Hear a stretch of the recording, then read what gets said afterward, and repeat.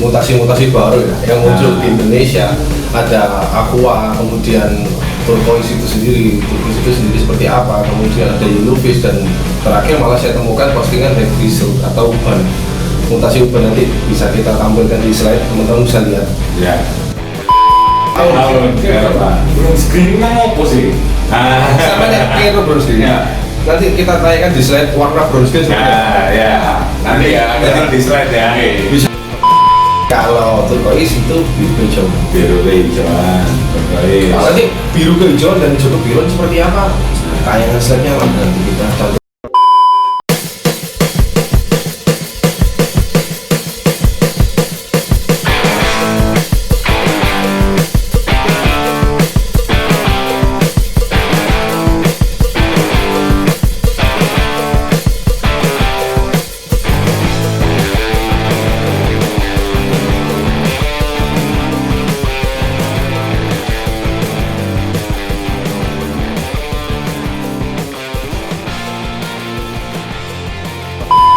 Terus pemahaman untuk beli burung aqua, beberapa di postingan itu saya lihat kadang-kadang aquanya makso itu dalam artian spesiesnya nggak ketahuan, maksudnya beli juara aqua. Nah itu mau dilarikan kemana orang mau beli burung kayak gitu? Ya itu tadi, lebih baik simpan uangnya Anda, pelajari betul skema ternak. Jadi orang mau berinvest itu harusnya memikirkan segala resikonya. Resiko. Okay. Saya tahu nih kalau membeli ini resikonya seperti ini, membeli sebuah mutasi resikonya seperti ini. Kalau Anda paham, baru silakan berinvestasi.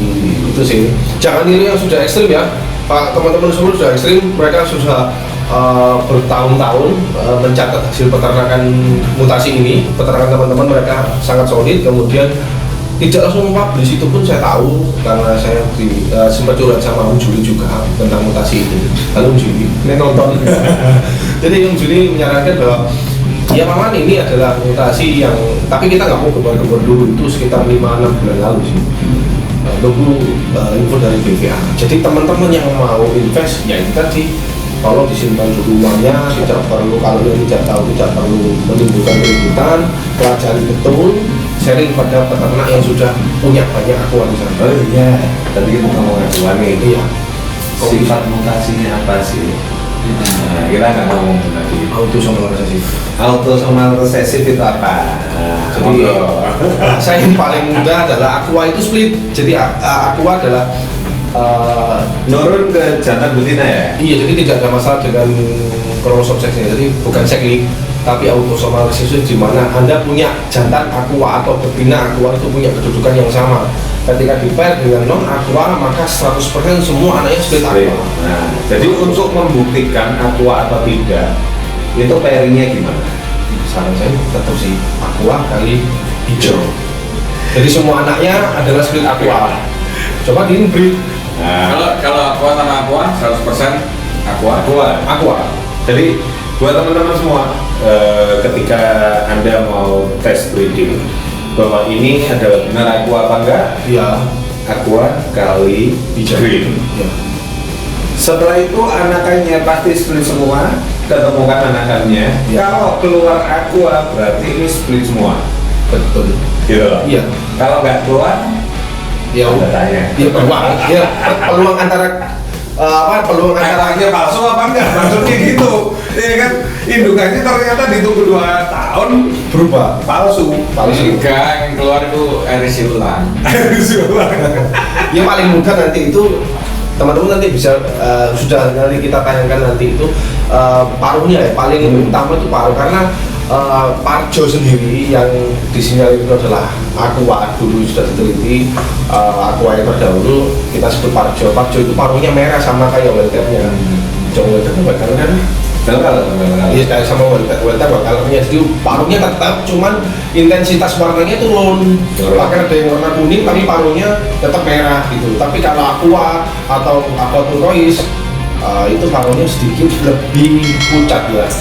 Ada keputih-putihan Itu turun intensitasnya. Iya, di bagian sini. Kalau baca beberapa literatur, aqua sebenarnya nggak boleh diketemukan dengan blue. itu juga masalahnya.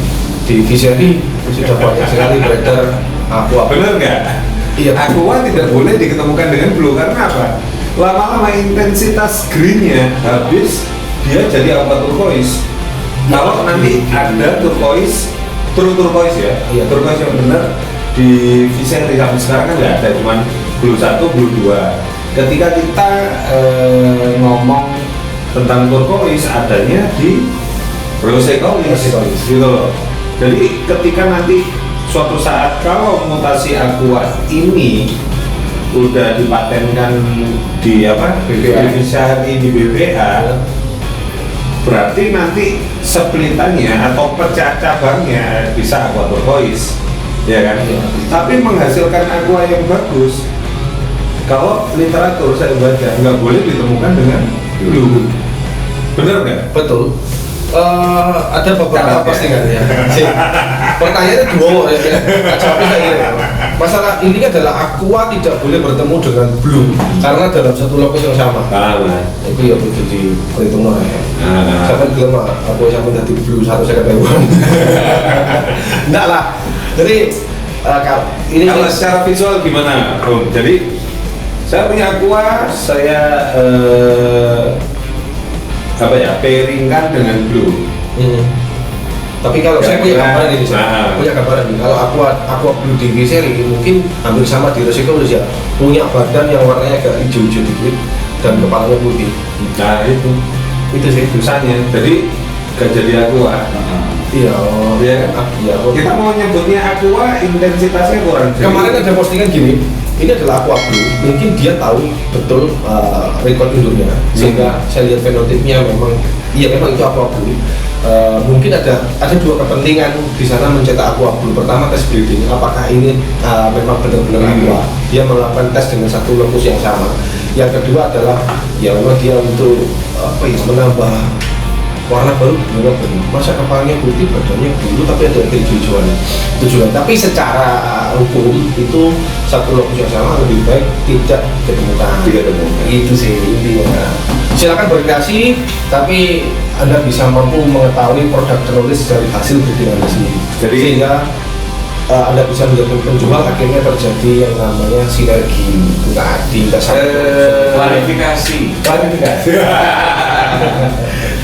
mungkin teman-teman di apa ya, peternak Visery ini bisa belajar ke peternak Rose Colis. Saya bilang karena apa? Dulu awal adanya BC kita sulit banget cari aqua yang benar. Iya. Yang mukanya pink, jadi intensitasnya kira-kira berkurang 50%. Aqua zaman dulu rata-rata aqua turquoise yang ada di Indonesia. Iya. Terus apa ya, yang bawah ini udah hilang, tinggal jidatnya aja. Sekarang Rose Colis di Indonesia sudah pink mukanya, udah bagus secara kualitas. Mungkin nanti di Visery bisa dibagusin lagi kalau tidak salah breeding. Ya. Teman-teman. Jadi mukanya ini orange, kan di orange nih. Ya. Jadi kemungkinan ya warna yang benar untuk mukanya light orange Katanya gitu. harusnya. Tapi sambil daripada Anda pusing, lebih baik ya. Ini memang iya, karena saya mewakili di sini tuh. Saya juga mewakili orang awam, saya mewakili bakul, saya mewakili peternak di sini. Karena saya juga punya teman bakul, punya teman peternak, jadi saya mewakili di sini. Yang terpenting adalah terus belajar, tingkatkan skill breeding Anda, tingkatkan terus sinergi supaya robot ini bisa diminati banyak oleh masyarakat dengan cara menghiasi postingan-postingan seperti 4 tahun lalu, materi tahun 2009, jackpot, kemudian sold out, menghiasi postingan-postingan seperti itu. Kita harap teman-teman bisa lah. Nggak nonton semangatnya orang-orang ini beda-beda. Jadi beda ya? Nggak seperti 5 tahun lalu atau apa. Jadi kayak ada satu figur atau apa yang bisa jalan. Nah, sekarang ini semua kepingin jadi figur dewe-dewe tuh. Iya. Jadi Nah, itu loh. jadi fenomena ya. Jadi ketika fenomena ini terjadi itu ketika kalau saya ngamatin mulai masuknya biola. banyak ahli genetika baru timbul di Facebook. Jadi banyak yang dipanggil suhu, master, apa itu banyak sekali seolah-olah mereka ini ahli genetika, padahal mereka cuman membaca buku dan menerjemahkan. Mereka tidak meneliti. Betul. Yang di Indonesia itu tidak meneliti. Betul. Hanya baca buku, menerjemahkan, ditulis di FB. Iya. Oh, panggilan master seluruh Indonesia Disematkan. Jadi ini mungkin fenomena ini muncul lagi di akhir 2020. Ya. Ini kayaknya 2021 ada master baru ini. Banyak influencer baru di dalam itu bagus, tetapi menjadi sebuah influencer itu perlu yang namanya Kapasitasnya dulu. iya kapasitas, kemudian sejauh mana dia beternak, kemudian pengalaman breeding, teknik breeding, kemudian hukum breedingnya, ada hukum breeding om. Jadi kalau dominan itu apa, resesi itu apa, mereka tahu semuanya, fenotipnya tahu semuanya.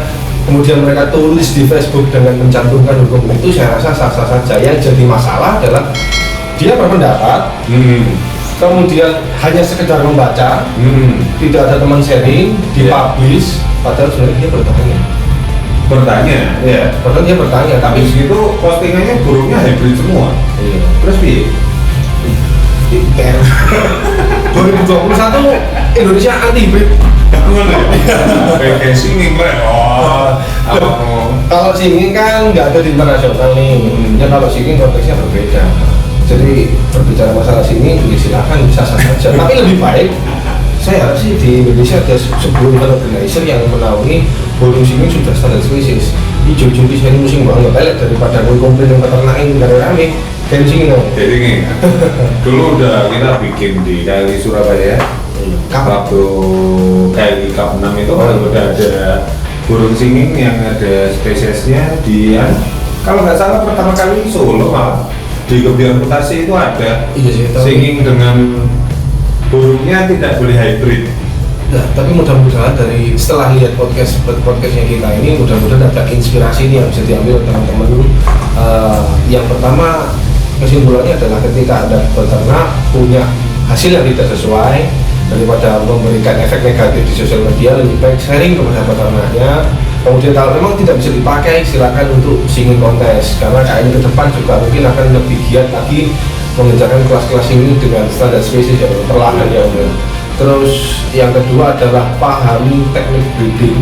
Teknik breeding nanti kita bahas di part selanjutnya mengenai teknik breedingnya.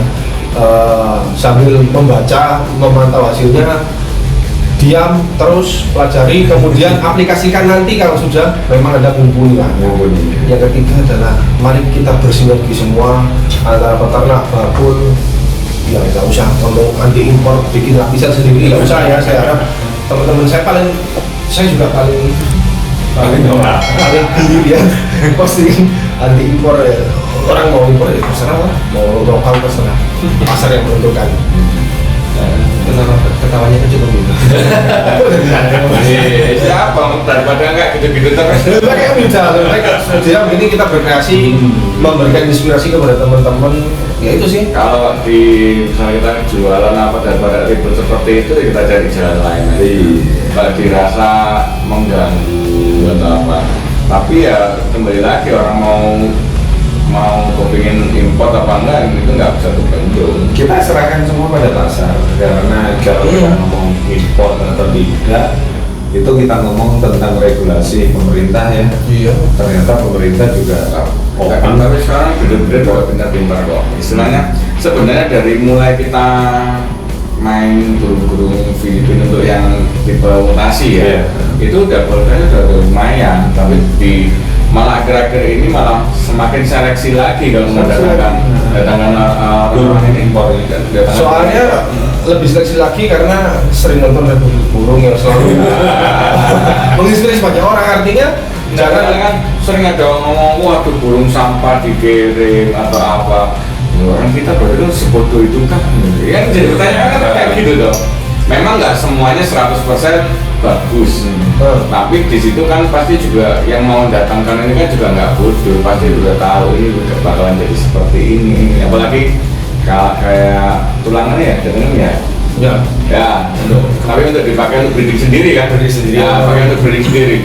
Apakah tulangan dari tulangan ini cukup bodoh mendatangkan sampah dibayar dengan segitu mahalnya? Tentu tidak, tapi tujuannya lebih untuk ke depan ya. Iya, untuk konsumsi sendiri, kemudian untuk ya jadi gini, teman-teman yang mau invest juga jangan pernah menghiraukan saya anti impor, saya anti lokal, karena teman-teman di Indonesia pun yang impor itu sudah mulai berbenah mungkin melihat usia kematangan lobet mulai diperhitungkan, kemudian mutasi apa yang belum ada, kemudian kita sudah sebagai apa ya teman-teman, mungkin saya sebagai orang yang banyak teman dari segi kalangan ya sudah mulai memperbaiki kualitasnya dengan banyak menyimpan burung hijau di aviarinya dia untuk persiapan misal mutasi baru atau impor, menghadapi impor datang burung saya sudah tercetak sudah lebih gede kok, kita berkompetisi secara sehat, tidak apa ya, tidak menggenggosi lah, karena ini tanda kutip menggenggosi pemain-pemain baru.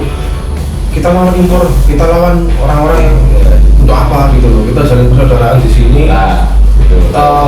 Lebih baik kita apa ya, gini loh, ketika burung impor datang kita sudah punya persiapan matang. Apa nih yang harus kita persiapkan, sudah itu yang perlu kita bahas. Burung kita jauh lebih gede dong daripada punya orang Thailand, Filipina. Silakan pasar yang memilih, mari kita adu harga, adu kualitas. Sinergi itu akan memberikan efek yang baik, tidak terkotak-kotak dan tidak terpetak-petak, kemudian menimbulkan multitafsir di sosial media sehingga orang takut lagi. Aduh, untuk malu impor banyak penyakit, untuk malu lokal bisa penyakit itu penyakit. Ojo khawatir, saya Surabaya, jangan khawatir teman-teman. Saya harap di sini dengan apa yang kita sampaikan kepada teman-teman bisa dipertimbangkan kedepannya bagaimana. Simpan uangnya, kemudian pelajari betul skema breedingnya, kemudian baru terapkan. Wes cukup dinaiki ngomong iki Om. iya Besok ngomong lagi. muru kamu ini Ben viewernya Republik Burung ini terus mantau. bertambah ya Apa? Soalnya kan ilmu ya. Wes ya, panjang-panjang Bro semuanya. Jangan lupa like, comment, share, dan subscribe. Soalnya lo subscribe Waalaikumsalam.